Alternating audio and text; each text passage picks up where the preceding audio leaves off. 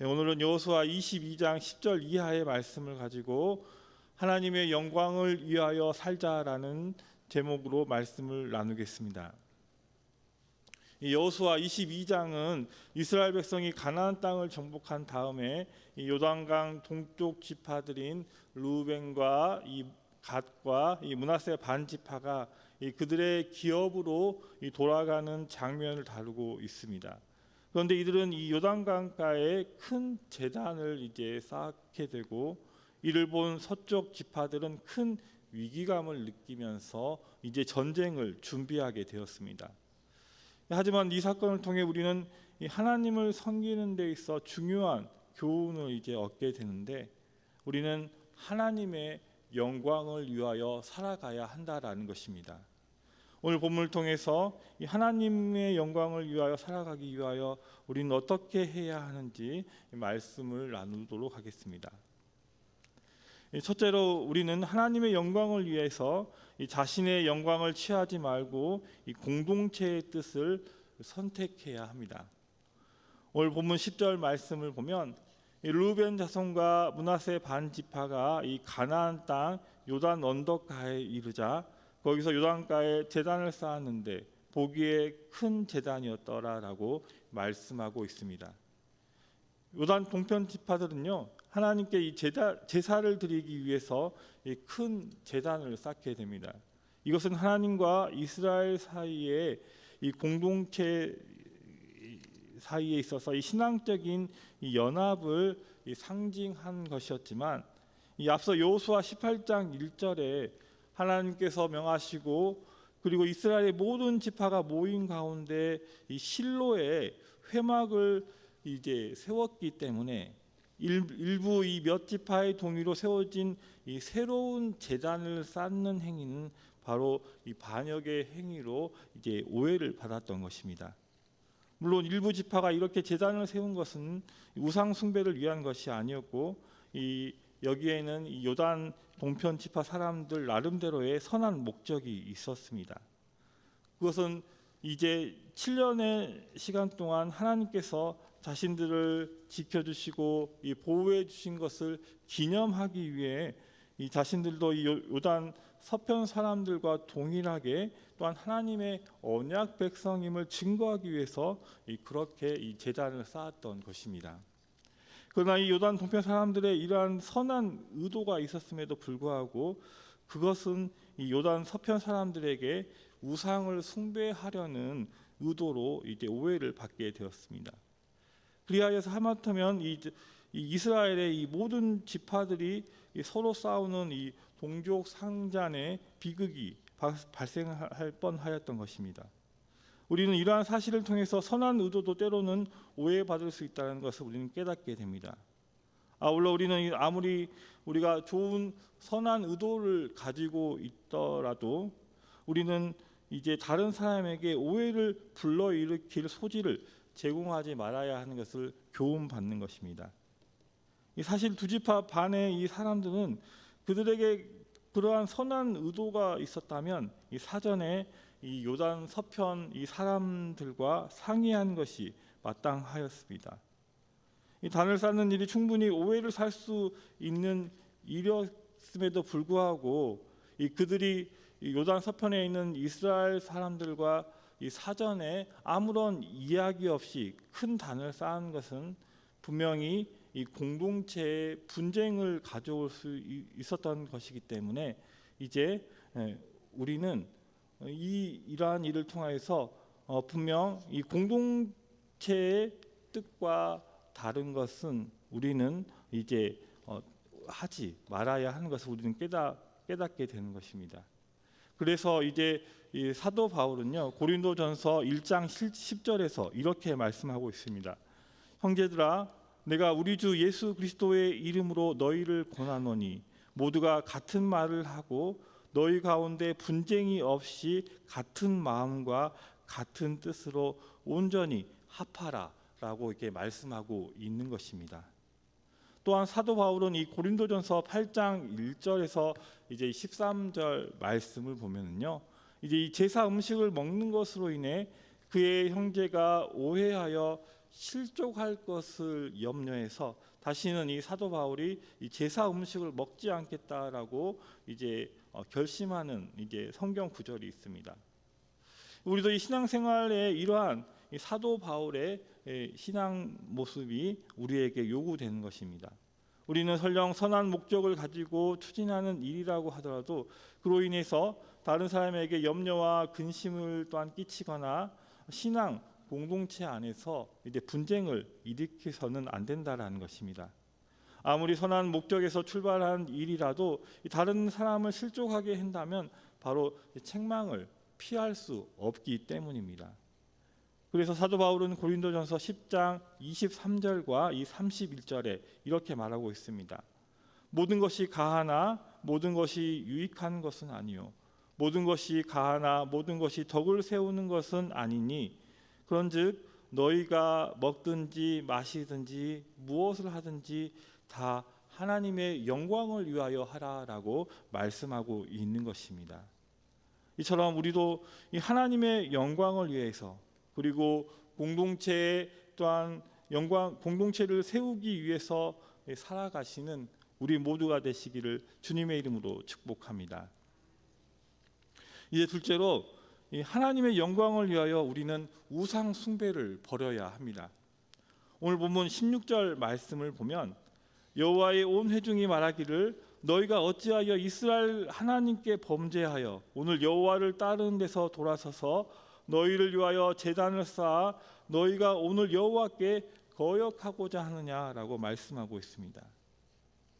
여기서 이 요단 동편 사람들이 쌓은 것을 사실 우상 숭배를 위한 것으로 이 판단한 이 나머지 이스라엘 족장들은요, 바로 요단 동편 사람들에게 너희가 어찌하여 이스라엘 하나님께 범죄하여 오늘날 여호와를 쫓는 데서 떠나서 자기를 위하여 단을 쌓아 여호와를 거역하고자 하냐라고 책망하였던 것입니다.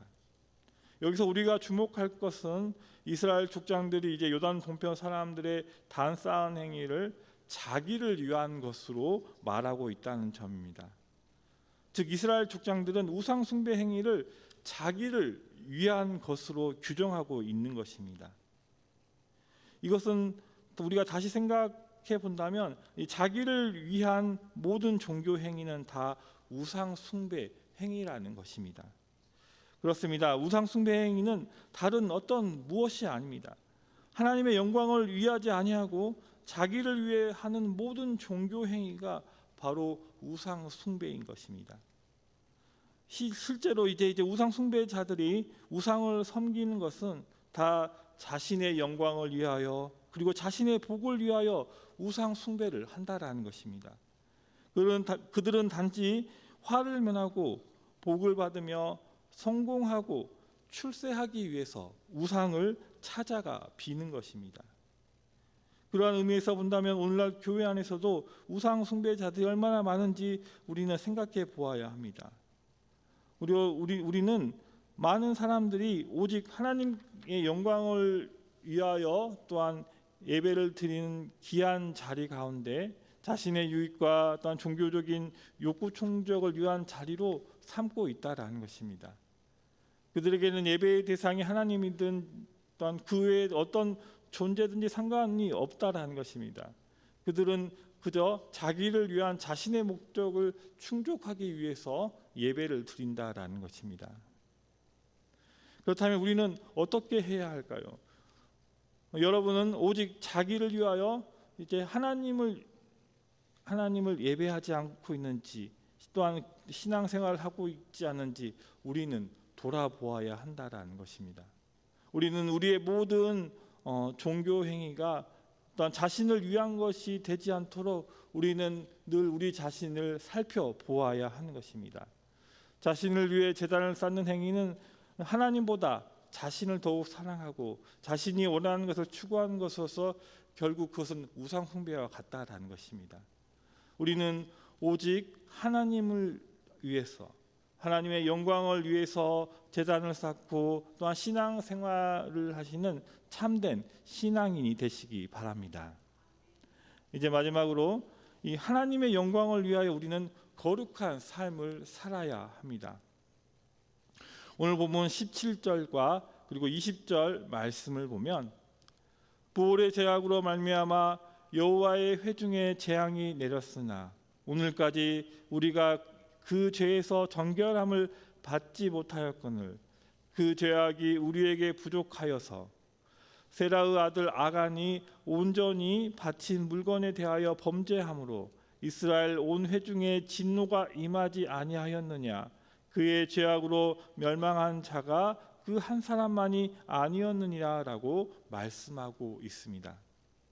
이 말씀을 보면 이스라엘 족장들은 요단 동편 사람들에게 두 가지 사건을 이제 상기시키고 있습니다. 하나는 부올의 사건으로 민수기 25장 1절에서 9절에 나오고 있는 사건인데, 이 사건은요 바로 이스라엘 백성들이 요단강을 건너기 전에 이 모압 평지에 있을 때 이 모압 지방의 우상인 바알보를 숭배함으로써 우상 숭배자뿐만 아니라 이스라엘 백성 2만 4천 명이 하나님의 심판을 받아서 이제 이 연병으로 죽은 사건을 말하고 있습니다. 또한 다른 하나는 이 여호수아 이 7장에 나오는 아간의 사건입니다. 이는 아간이 하나님의 명을 거슬러 하나님께 구별될 물건을 도적질한 결과 이제 이스라엘이 하나님의 심판을 받고 아이성 전투에서 패하고 이 36명쯤 되는 이 전사자를 내고 아간 자신도 비참하게 죽은 사건을 말하고 있습니다. 여기서 이스라엘 족장들이 요단 동편 사람들에게 이 두 가지 이 사건을 이제 상기시킨 것은요, 바로 이스라엘 사회는 하나의 운명 공동체인 것을 또한 주지시키고, 또한 그들의 범죄가 이스라엘 전체에 심대한 악영향을 끼치게 될 것을 이제 깨우쳐서 결국 그들이 우상 숭배의 죄악을 범하지 않도록 하기 위함이었던 것입니다. 여기서 우리가 기억해야 할 것은요, 구약 이스라엘 백성들뿐만 아니라 또한 우리 이스라엘 그 자손의 후손인 우리들도 동일한 한 이 운명 공동체라는 것입니다. 그렇습니다. 우리는 교회를 구성하는 이 성도들은요, 그리스도 안에서 하나의 몸으로 이제 연합된 유기체의 공동체인 것입니다. 다시 말해 교회는 성도 개개인이 모여서 한 몸을 이룬 연합체라는 것입니다. 따라서 성도 각 개인의 범죄는 그 한 사람에게 그치지 않고 온 교회에 영향을 미치게 되는 것입니다. 그러므로 성도들은 또한 지체된 이 다른 성도에 대해서 각별한 관심을 가지고 또한 그가 이 잘못과 또한 죄악에 빠지지 않도록 이끌어 주어야 하는 것입니다. 하지만 오늘날에 우리가 성도들을 보면 교회 안에서 다른 성도들에게 이제 무관심할 뿐만 아니라 다른 성도의 범죄와 실수를 보고도 자신과는 전혀 무관한 일처럼 이제 치부하기 일쑤입니다. 이것은 바로 이 지체 의식의 결여에서 나오는 결과라는 것입니다. 성도들은 다른 성도 문제가 바로 자신의 문제인 것을 우리는 알아야 하는 것입니다. 그리하여 그 문제를 해결하기 위해 각고의 노력을 기울여야 하는 것입니다. 아울러 성도들 각 개인은 자신의 범죄가 자신뿐만 아니라 온 교회 전체에 심각한 영향을 미칠 수 있음을 우리는 알아야 하는 것입니다. 그래서 우리는요, 이 죄를 멀리하고 스스로 이제 성결하기에 힘써야 하는 것입니다. 이렇게 성도 각 개인과 성도를 모두가 지체의식과 이 한몸 의식을 갖고 이 범죄에 대해서 적극적으로 우리가 대처하고 또한 그 죄를 멀리할 때 그 교회는 이제 언제나 이 거룩함을 잃지 않고 하나님 보시기에 아름다운 교회가 되고 또한 빛과 소금의 귀한 역할을 감당하는 능력 있는 교회가 될 것입니다. 이제 말씀을 이제 정리하면서 우리의 삶을 돌아보면 우리에게 주신 이 구원의 은혜도 나의 공로로 된 것이 하나도 없습니다. 오직 예수님의 보혈의 은혜로 된 축복인 것입니다. 그리고 우리에게 주신 생명도 건강도 축복도 모두 하나님께서 주신 은혜라는 것입니다. 우리는 하나님의 영광을 위하여서 어리석고도 또한 편협하고 자기 중심적인 것을 이제 버리고 이제 공동체의 또한 하나된 뜻을 또한 우리가 존중하며 또한 우상 숭배를 버리고 이 거룩하게 살아갈 때 우리는 오직 하나님의 영광을 위하여 살아가는 주의 백성들이 될 줄 믿습니다. 저와 여러분 모두 이러한 하나님의 은혜를 누리는 귀한 우리 순천 의성교회 성도님들이 되시기를 주님의 이름으로 축복합니다. 기도하겠습니다. 하나님 아버지, 우리에게 주신 모든 것은 우리의 공로로 된 것이 아니라 하나님께서 우리에게 선물로 주신 것인 줄 믿습니다. 하나님께서 이렇게 우리에게 주신 은혜를 생각하게 하시고 하나님께 감사하며 하나님의 영광을 위하여 살아가는 우리 모두가 되게 도와주시옵소서. 한 주간의 기이한 삶을 살아가며 하나님께서 우리와 동행하여 주시고 복 주시는 귀한 날이 되게 도와주시옵소서. 모든 것을 감사 기도드리며 예수님의 이름으로 기도드립니다.